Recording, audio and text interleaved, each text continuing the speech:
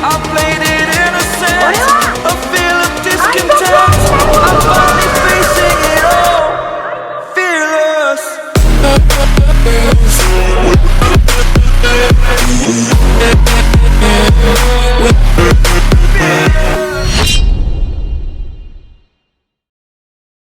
Hey, what's up YouTube? It's Monkey Deanna, and this is my first ever video, and I'm very excited to start my channel.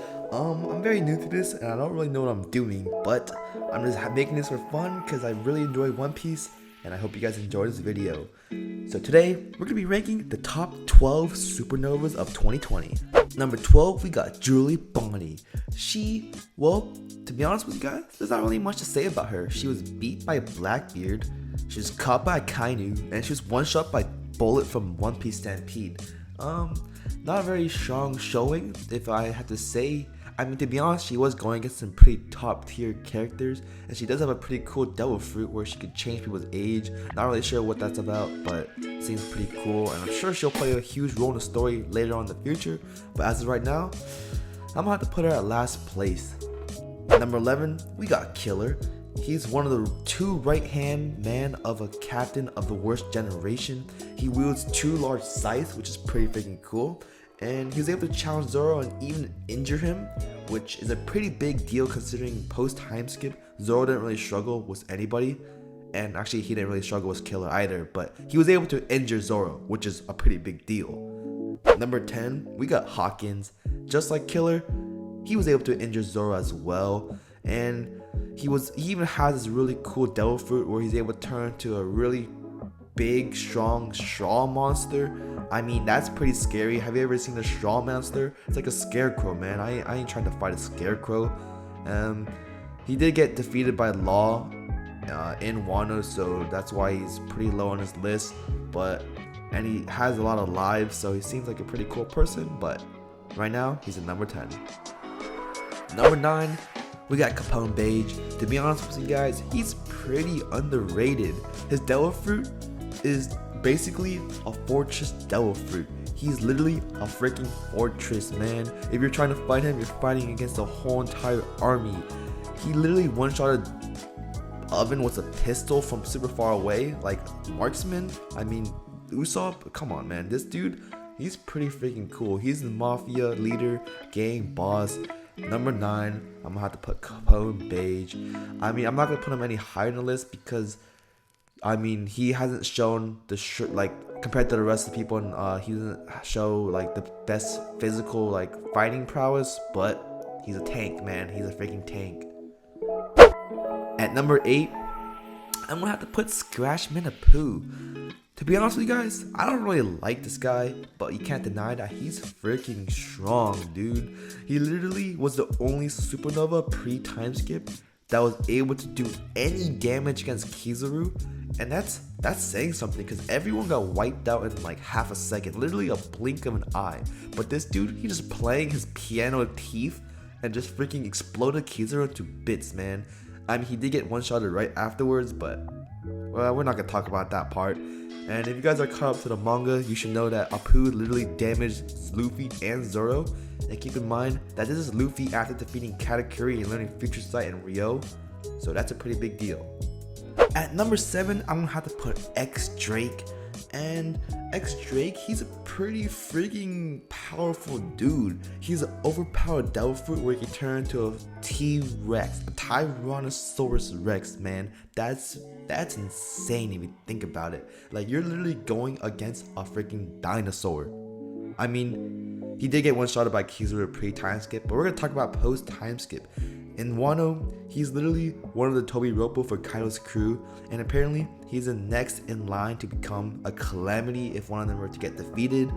And he was an ex-rear admiral, and he's the leader of Sword, so he probably has a big impact in the future later on. Not too sure what it's about, but we're gonna put him at number 7. And that is my favorite number, by the way. At number 6, we're gonna have to go with Mad D. Arouge, the Mad Monk himself, getting some hype recently for defeating one of the Sweet Commanders.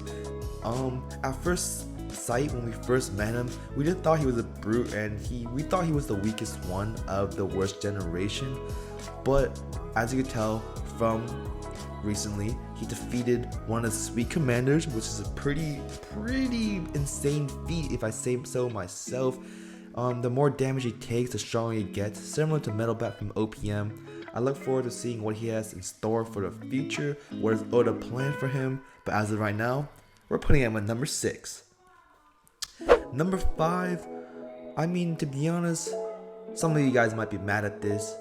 I'm putting Zoro. Why isn't he higher than the rest of the people on this list? Well, he probably might be. He could be potentially. It's just we haven't seen enough of him. I mean, we do see a lot of him. He's like literally the main character. But we haven't seen him have any real struggle post time skip. He literally be slashing and slicing everyone one shot, beating them up like nothing. He got injured by a few people, like a few scratches. I mean, everyone gets a few scratches here, there, and then whatever, blah blah blah. It don't matter. He could take anyone, man. He literally cut Pika in half, a freaking stone giant monster. I mean, he will be the number 1 swordsman in the future, but as of right now, can't really say that. I mean, he might be able to hang with Mihawk for like a few minutes, but nah, he's not up there yet with the rest of them yet. But in the future, he might be 2 or 3. Who knows? At number 4, we got Trafalgar D. Walter Law. What can I say? His devil fruit is literally called the OP fruit. Think about it. That's literally OP. He has the OP fruit. He can literally create a room and do anything he wants within that room. I mean, sure, he might have some stamina issues, but it's not that big of a deal considering that he was able to fight Doflamingo and an Admiral, and he was able to hang for a long time, man. Not many characters in the series can do that, and I'm sure he will play a huge role sometime in the future or in Wano. Some people are theorizing that he might sacrifice himself for Luffy somehow, maybe give him the immortality or something like that. I'm not too sure. I don't want to dive straight into that because that's a discussion for another topic or discussion for another video. I wouldn't place him higher than the people above him because their portrayal and the strength they displayed are far greater. At number 3, I'm gonna have to put Eustass Kid. To be honest with you guys, we haven't seen much of this guy, but due to portrayal and foreshadowing from Oda, he's supposed to play a big role. In Sabaody, when we first met him, he was literally the only person with a higher bounty than Luffy, and he was supposed to be Luffy's rival, and Oda wants him to be like Luffy's rival. A lot of people hate on him because he was beat by Kaido, but we're talking about Kaido here, guys. Like, even Luffy got one-shotted by him. I'm excited to see what he has in store for the future. I'm sure he's gonna play a huge role considering what Oda is hyping him up to be, but as of right now, he's number 3, which is a pretty strong standing if you compare him to the rest of the people in this list.